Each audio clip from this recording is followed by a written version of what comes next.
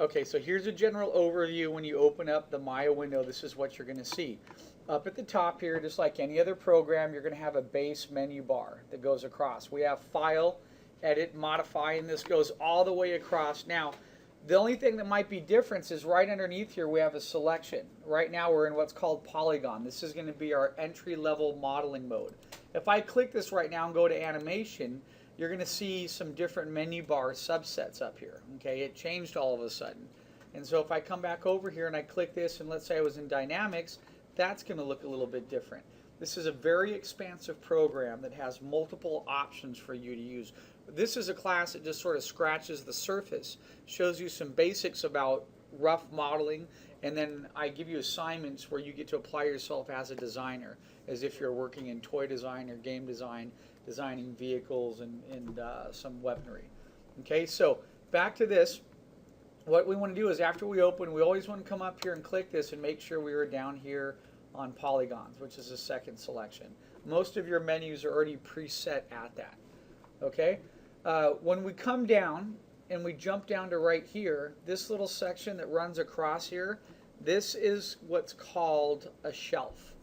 Okay, so this basic shelf here, and there's a shelf tab. So if I click on surfaces right here, it brings up a whole bunch of pre-programmed option tabs here for surfaces. If I hit curves, general, any of these other options, we're going to be working primarily in what we call polygons, which is also known as polygonal modeling. Okay, so with that said and done, we will come back up to that in a couple minutes. There's lots of little buttons up there. Half of these buttons I don't even use, but what I have to explain to you guys in the 104 class is the general controls and how they work on the keyboard and how they relate to what's up here. Maya requires you to, number one, have a 3-button mouse that you have your hand on, your right hand, and then your left hand has to be on the keyboard at all times because it's part of the rotation in the movement system. So if you take your mouse right now and you move it over the middle of this little grid pad right here, and if you hit your scroller, look at what happens. You zoom in and out. Okay, if I hit the middle mouse button on my keypad, okay, excuse me, on my mouse. Now, it doesn't allow me to move left and right. So if I want to move left and right, what you have to do is on your keyboard, you have to press the Alt button, and then you have to press your left mouse button only.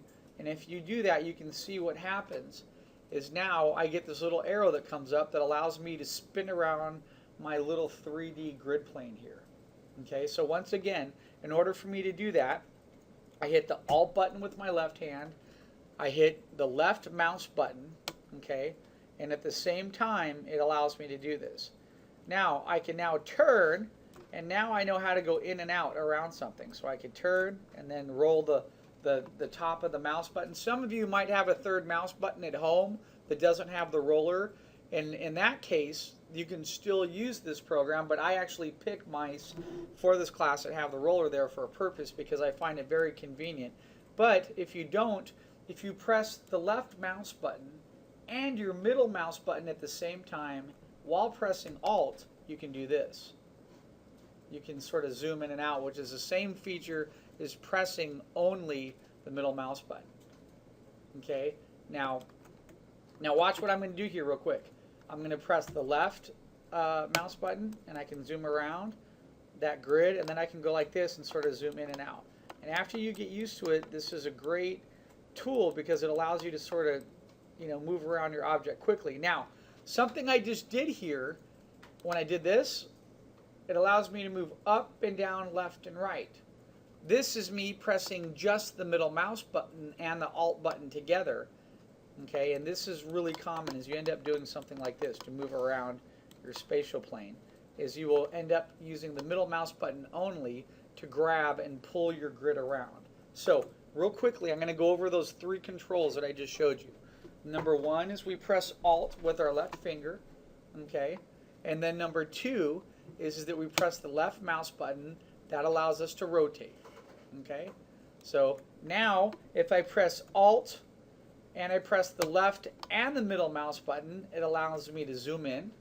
Okay, and if I press Alt and only the middle mouse button, That allows me to grab what I'm looking at and allows me to pretty much shift it to the left or to the right, basically horizontally or vertically, but it does not allow me to zoom in to my my grid plane here.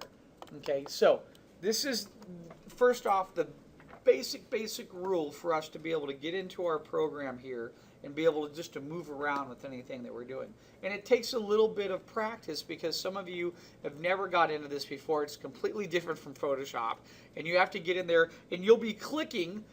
And the other thing is many of you have not used a program before that really requires you to have a full set of both hands on the keyboard to interact. Photoshop, you only need one hand. You can click stuff and be moving around. This is totally different. So what tends to happen with a lot of students is that, for example, Ryan, you'll be sitting there with your right hand looking at your, see what, if you're hitting the mouse button right, and you'll be hitting with your left hand, and you realize you're not hitting Alt, you'll be hitting Control or Shift. And you're like, why am I not moving? And well, that's why you're not moving. You're not hitting the Alt button. Okay? And on a Mac, Maya is, you can download it for a Mac and use it on a Macintosh. The keyboards are a little bit different. I believe on the Mac, that's your Apple button that's right there instead of our Alt button, okay? I prefer the PCs. The reason why is that whenever Mac OS does a standard update, which they do for virus protection, okay, it interferes with the version of Maya that's on there. These machines are PC machines, Box Tech machines, and they run very smoothly with the Maya software. And I've used these. These are professional machines. I've used these in the workflow before at studios that I've worked for, and I've never had an issue with them. Okay. All right.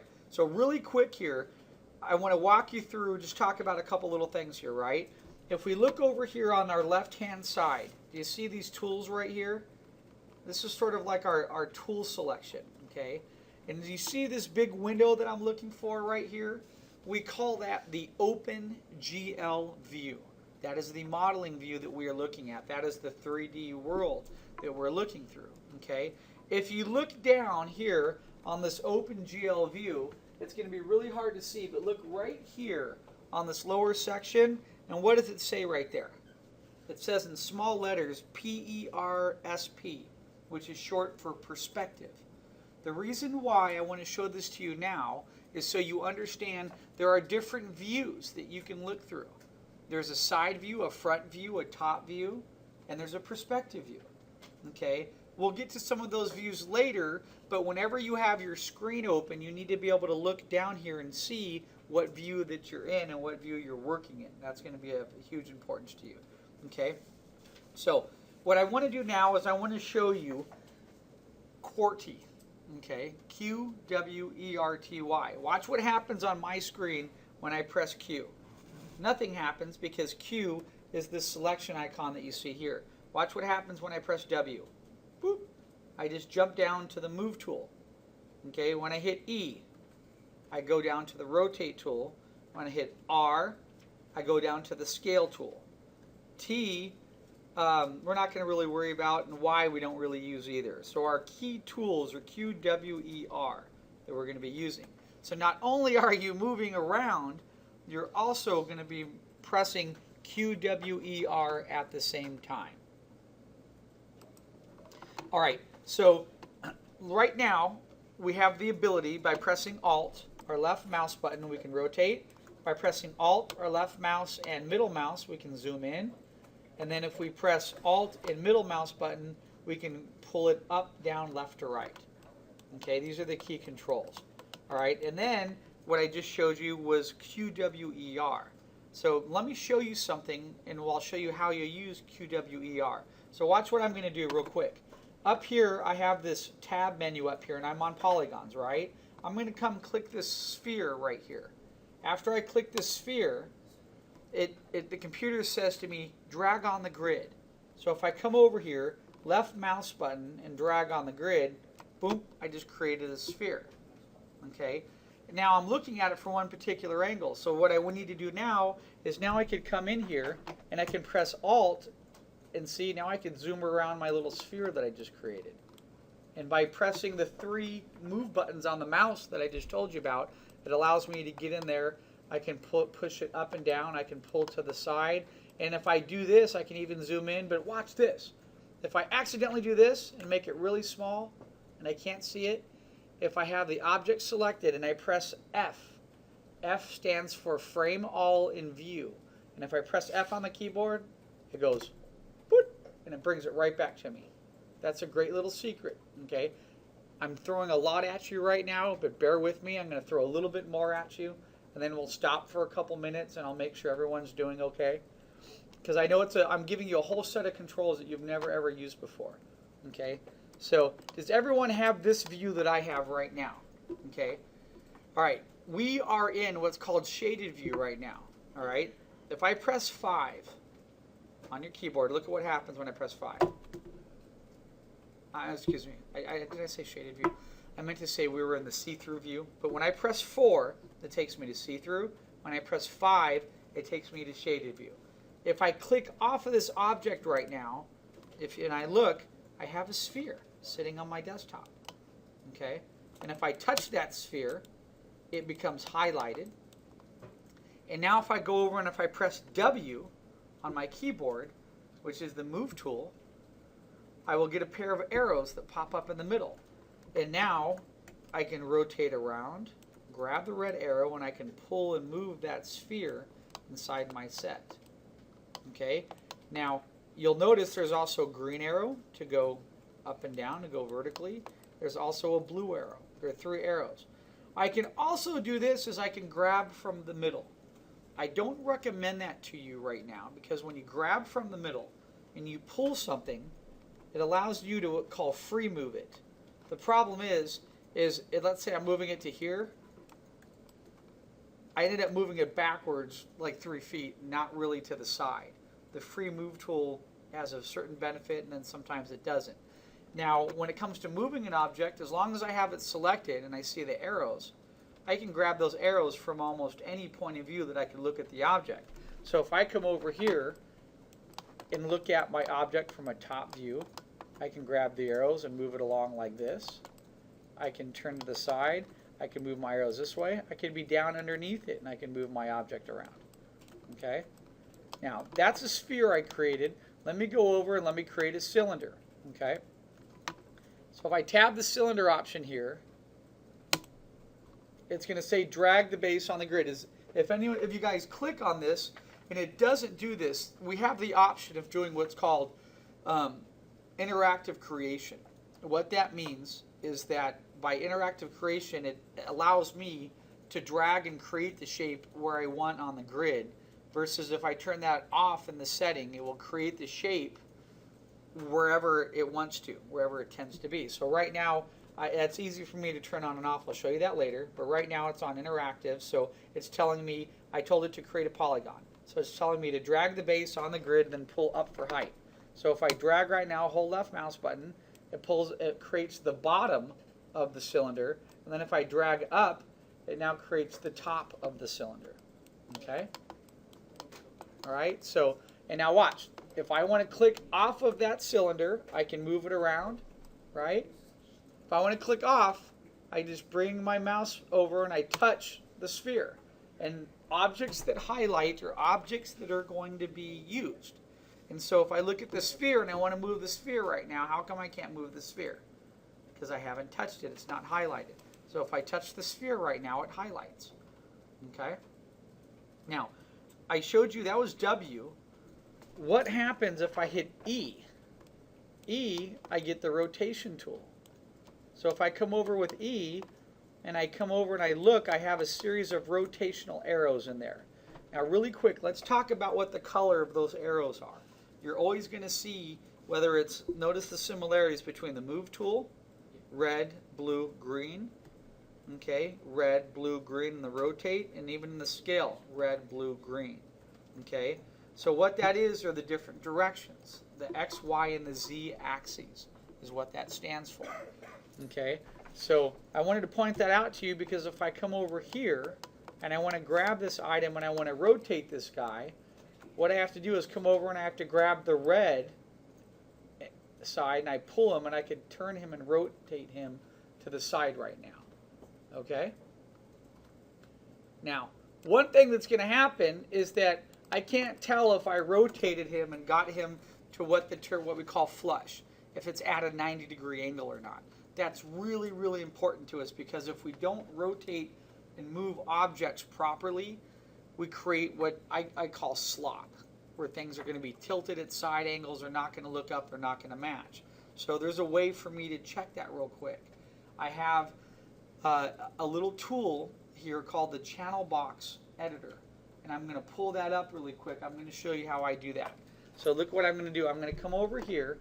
I'm going to take my index tab here. I'm going to come over and I'm going to touch over here to the side and click this far button on the right maybe a couple times until it pulls up this little box that has numbers in it called the channel box. It's even layered up on the top. It says channel box layer editor. This is of extreme importance to me, because inside here now it has numbers that represent any of the objects that I've moved. Now I was pretty lucky there when I went to move this cylinder right here. If you look up right here, look at what I rotated it at. Negative 0.89.59, almost 90, but I want it to be 90. Okay, so I'm going to come over here and I touch the numbers, and then I come over here and type negative 90, hit enter, and now it's moved my object exactly to 90 degrees. Let's say I wanted to rotate my object back. You can come over here, you can grab the yellow arrow or the line indication for the y-axis. I start to move it. I come back over here in the channel box and I need to look at the numbers. Well, I'm at 0.888. That's not exactly 0. The reason why I need to be 0 is that if I move my object around anywhere else and I'm slightly off, once I move it 5 or 6 inches or 7 inches to the one side, it's going to throw off the look of it. It'll be at more of an angle once I move it further down. So what I need to do now after I move that to get that upright is I come over here and touch and just hit 0, hit enter, and then it lines up my object permanently. Okay? So I wanted to mention that to you. The channel box is your friend. It's really important. It's a great tool for you to use when you're moving stuff around, you're rotating objects, and you're getting them to line up. Okay? All right. Now, so let's just let me pause real quick just for a second. And I'm going to do a quick review of what we learned. Okay? I press Alt. I can move left and right, move in a circular. If I press Alt, left mouse button and middle mouse, I can zoom in and out. And if I press Alt and just middle mouse button only, I can grab and pull left, right, up and down, vertically, horizontally. Okay? All right. And then also, if I happen to zoom out of an object, I can just touch it or select a bunch of objects and hit F, and F will frame me to those objects and frame my view, which is very friendly. Okay? It's a great little tool to use. Okay? So the other thing that I covered with you was buttons 4 and 5. By pressing 4, I go into what's called the see-through mode, where I can see through the objects. When I hit 5, I'm in what's called shaded mode. Okay, so now I can see my objects completely. All right. The other thing we covered was QWER. Q allows me to touch and select an object. After I've selected an object, if I hit W, E, or R, that will allow me to either move the item, rotate the item, or scale the item. So we already talked about move. We looked at rotate. Okay. You'll notice in rotate, by the way, there's a little yellow line around here. I could come over and grab that line from any view and also rotate. The problem is that yellow circle that's around there might not be squared up or flush. It might not be sitting on a 90-degree angle. That's why you have the blue. I don't really use the yellow that much. That's why I have the blues and the reds, is I can come in here and grab the red, pull it. Now I know that I am pulling this on its x-axis, and if I look at my channel box, it's going to tell me that I have rotated this to 90 degrees. And if I hit 90, boop, it locks on and stays right there. Okay? And the same thing, if I were to take this now and rotate this back and rotate it up, okay, put it back at 0, it stays there. Now the one tool I didn't show you yet was the scale tool, but it's the same principle. So if I hit the R button and press, which is the scale, oops, okay, and if I come over here, look at what happens if I scale by touching from the middle here in the yellow. It scales the whole entire object and makes it larger or smaller. What happens if I scale from one of the arrows? Look at that. I'm stretching the object from one side to the other. Or if I hit Command Z and go back a step, if I come over here and hit the blue, I'm stretching it from one side that way. Okay? So the scale allows me not only to basically enlarge the whole item itself, but it also allows me to enlarge it from a particular axis. Okay? All right, so I'm going to go ahead right now. I'm going to pause for just a second, and then we're going to come back. We're going to talk about some of the controls that allow us to go in and be able to manipulate our objects that we see in front of us. All right, welcome back. So everybody right now should have these two items on your screen. You should have an object of some kind that you created. Right now I have a sphere and I have a cylinder. Okay, and what we're going to do now is I'm going to show you how to access what we call the vertices and change some of the vertices on your object. So at the beginning of today's class, every one of you right now can create 1, 2, 3, 4, 5, 6 shapes. By the end of today's class, every one of you will be able to create 36 shapes. Okay, easily. So right now when I touch on this, my object lights up as green. Okay, that is what we call independent selection. Okay, if you come over here and you look up in the very top right here, I have these 3 buttons. These are called hierarchy selections right here. These are really important for me, and let me show you why. Give me a second.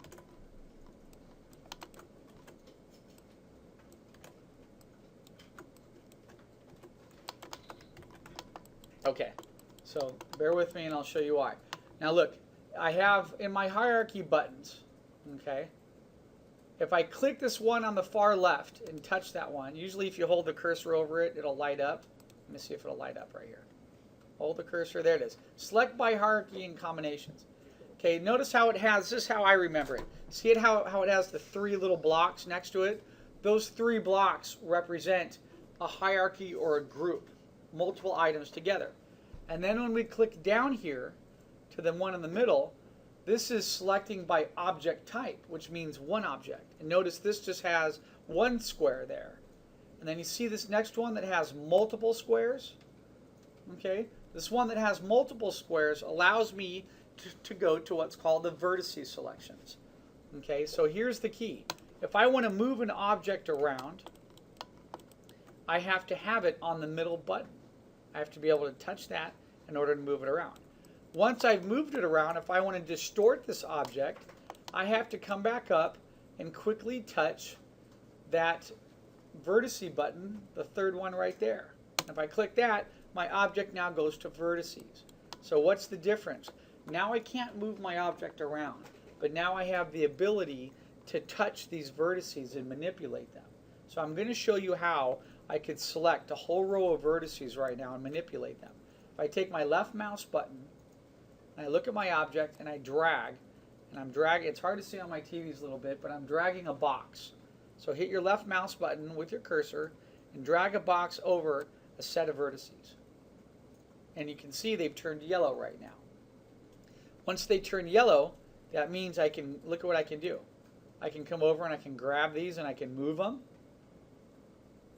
Okay, I can take any of the 3 tools, the moving tools, and apply it to those vertices that I've just selected. So watch what happens. I did move. Look at what happens if I hit E and I go to rotate. I can rotate them. Okay. If I Command Z, I go back to normal. Or I can even scale them. See that? Okay.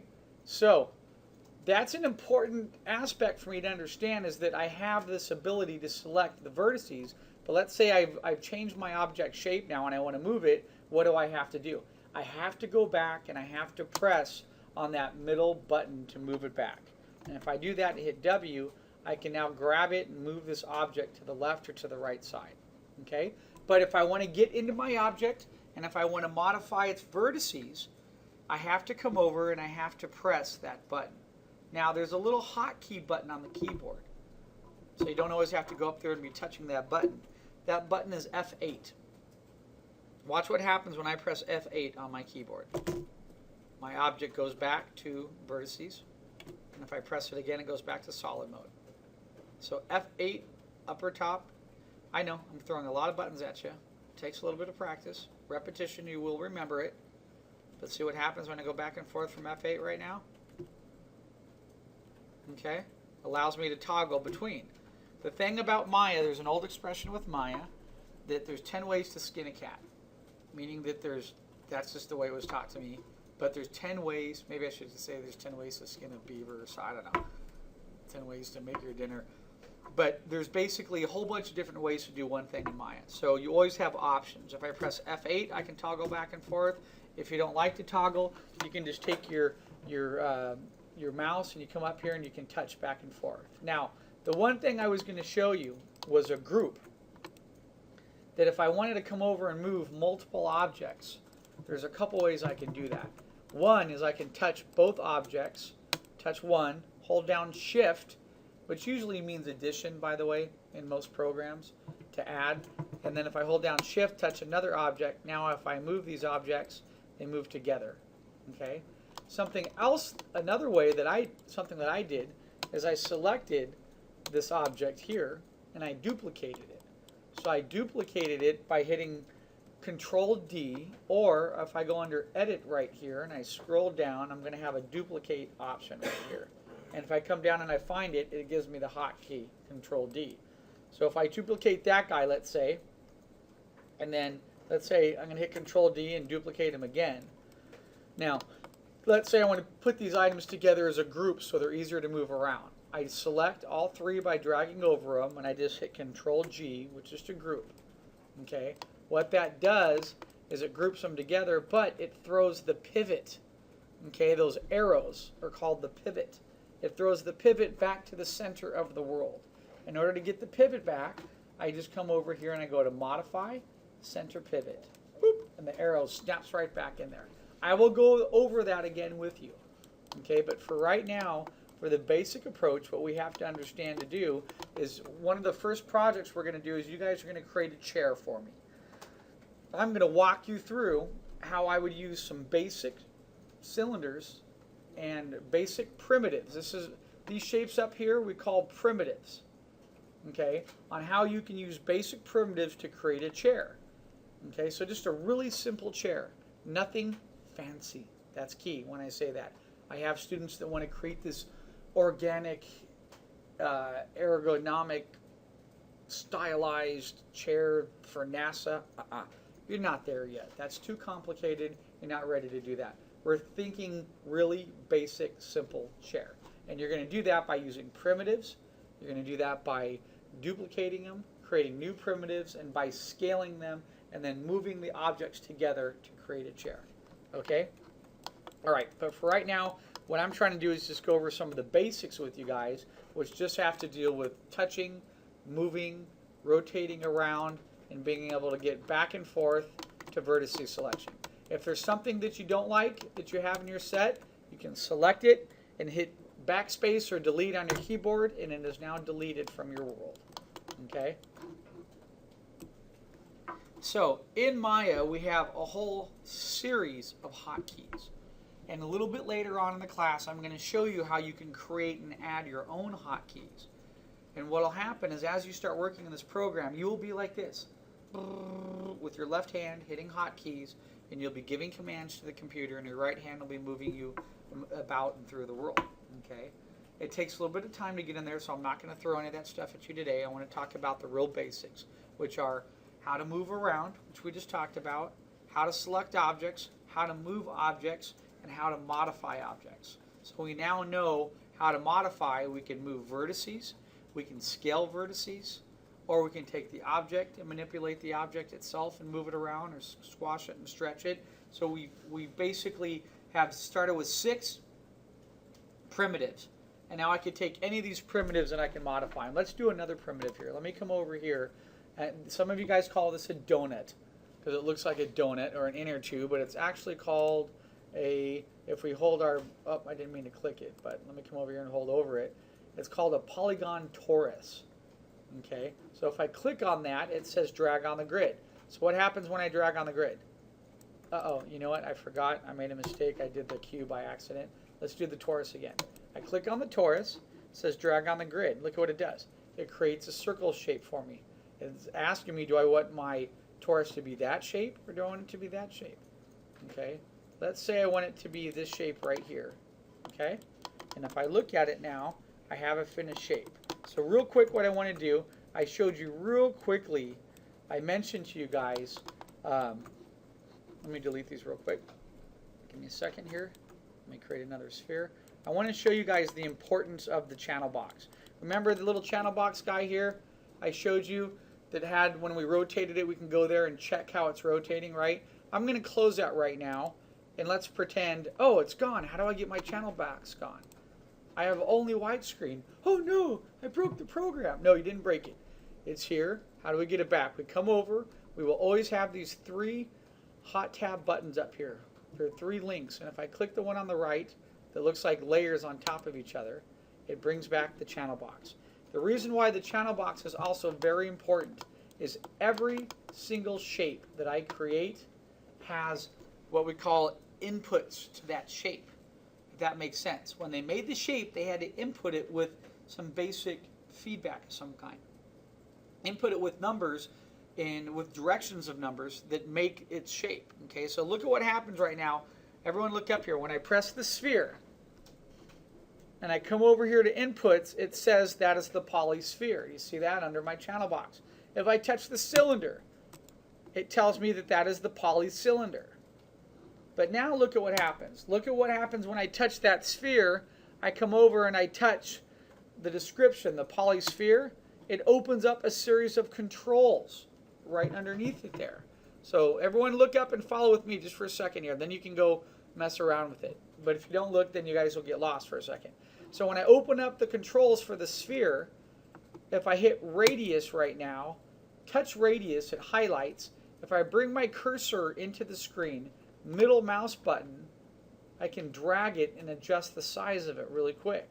Now look at the selection underneath that is subdivisions of axes, right? If I touch that, middle mouse button drag, look at what I'm doing. I added a ton of faces, and if I drag the other way, I've turned my cube into a 3-sided sphere because I have limited the amount of subdivisions that are in it. So if I come back over, and there's 2 ways I can enter those numbers or change that shape.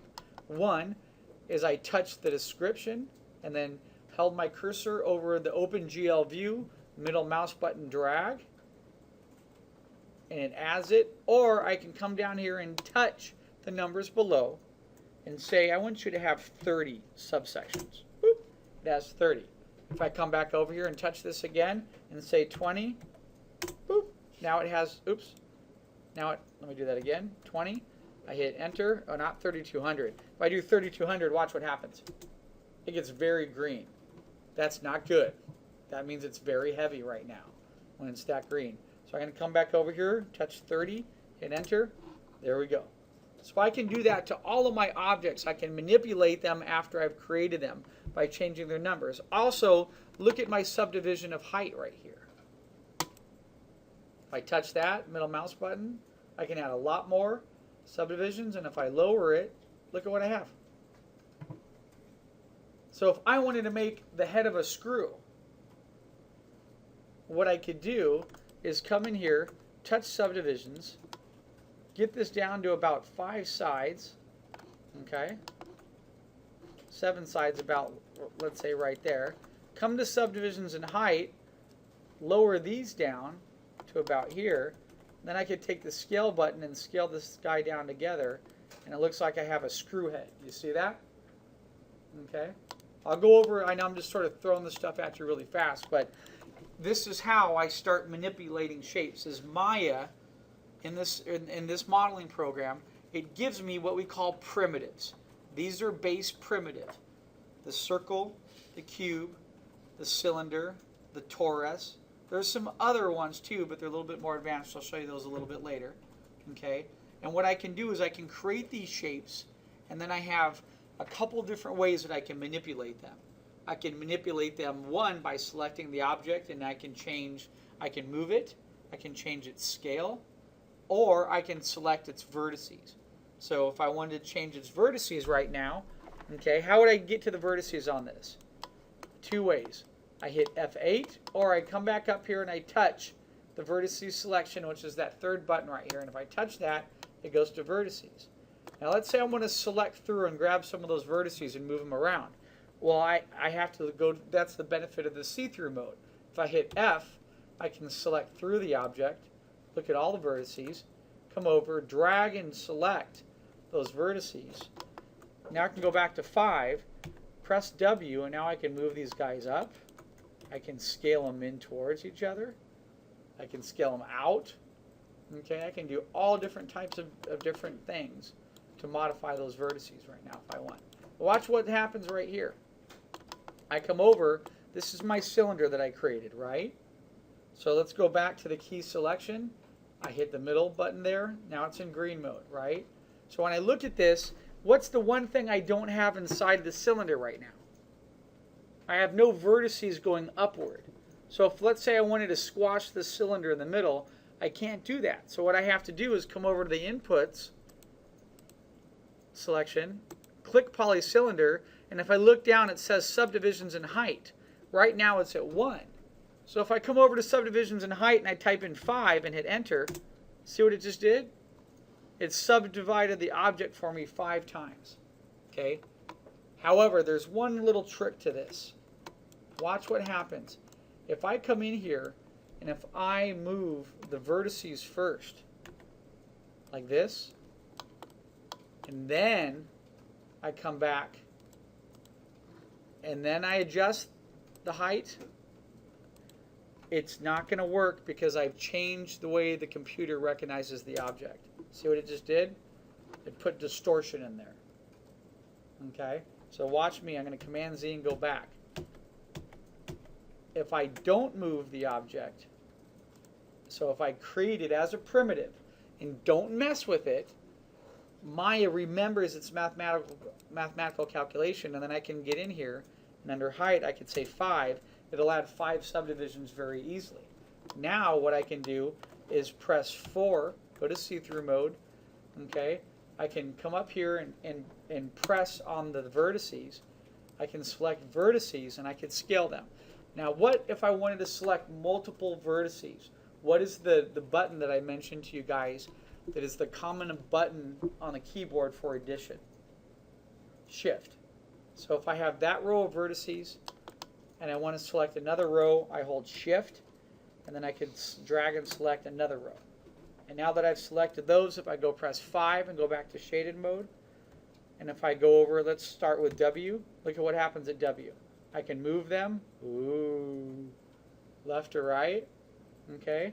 And if I don't move them, look at what happens if I go to the E button, is the rotate option. I can rotate those vertices that I just grabbed. And if I don't do that, I can come back over here to R, which is the scale, and I could scale from the middle out like that, and I could create that type of shape. Or I can scale it and scale it downward. I can scale going up or down. Okay? When I'm done, I come back and I hit the middle button. I click off of it, and now look at what I've done. I've created a different shape right there. But how did I create that shape? When I started, it was just a cylinder. I had to go into it, and I had to give it subdivisions in order to divide. So anything that you create has to have, that you might want to bend or modify, has to have some type of lines in the middle of it. All right? If that makes sense. And we can do that through the input selection. Now, sometimes I might not be creating lines or bending it, but what's important is whether I'm in modeling or whether I'm animating something, wherever, whatever it might be, okay, I can come over here and touch the object, and I'm going to have input selections here that tell me about that object. That is what is really important to me as I'm working, is that I learn how to create base primitives, and then I learn how to modify them. So what I'm going to do is I'm going to stop the demo right here, produce it, okay, and then I'm going to let you guys fool around and mess with this stuff. But before I do that, I need to show you how to save a file really quick. So here's my little demo that I've done. I'm going to come up here under File. I'm going to go down to Save Scene As. Not Save Scene. Save Scene, it'll put it in its default location, which is somewhere in the Maya folders, tucked away in a different folder. What I'm going to do is I'm going to save this to my desktop. So I'm going to hit Save Scene As. It'll bring up this menu. It'll ask me, it's saying basically, Phil, where do you want to save it? I'm going to click Desktop here. I'm going to come down here. I'm going to create a file name. I'm going to say Maya, okay, demo. All right, when that's done, I'm going to come over here and hit Save As. And if I minimize my image right here, and I come over here and I look on my desktop, I'm going to have my demo right here. That's the file. Okay? And then what you can do, now this is what I would recommend for you guys to do, is create a folder. So watch what I'm going to do here. I'm going to right click on my desktop, go to New, and I'm going to create a folder, and in here you guys should label this chair. Boop. And then grab your Maya demo or chair, drop it in there. The reason why I want to do this is whenever I save, remember I talked about yesterday about saving in versions. So let's say I come back into Maya now, and let's say I work for another 20 or 30 minutes here. Okay, so give me a minute here. Let's say I'm working here. Phil's going to make a chair really quick. I'm using a bunch of hotkeys, so I work a lot faster, and I've been working in this program for a lot more years than you guys have. All right, so let's just say right now I made some type of really cool chair, and I've been working for 40 minutes a time right now. Well, what do I need to do? 40 minutes, I prefer to save every 20 minutes. So what I would do now is I want to save my scene. I come up here, File, Save Scene As. It's going to pull up this window. Oh, I created that folder, remember? So what did I call that folder? I'm going to scroll down here. I called that chair. So I double click chair. There's my demo. So I'm going to come over here now and I'm going to put chair 2. Hit save. Now I've saved a second version that's different from the first. The reason why we save in versions and not over the original file is if the file becomes corrupt, we've only lost 20 minutes of work. Does that make sense? Then you can go back and open up the other version. If you save on all one version, the way that a lot of you have been trained to do with computers, that's the worst thing you could ever do. Because if it goes bad, I've had Photoshop files go bad, I've had Maya files go bad, there's nothing you can do. You're SOL. Okay, you're sailor out of luck, when there's another meaning for that acronym as well. Okay, all right. So you don't want to be SOL. Okay, you don't want to be stranded in the middle of the water and have your files all corrupt and have nothing. You know, that's a horrible feeling when that happens. So save in steps. All right, even when I work in Photoshop, I save as a working file, and then I also save a finished file and a layered file as well, just to give myself. But this isn't Photoshop class. I just want to go over the basics with you. So, you know, if I do 40-minute work, I stop here and then I save. Okay? All right, so I'm going to go ahead and I'm going to stop this lecture for right now. This is our Maya intro lecture, and I'm going to get this processing. So 1 second, guys.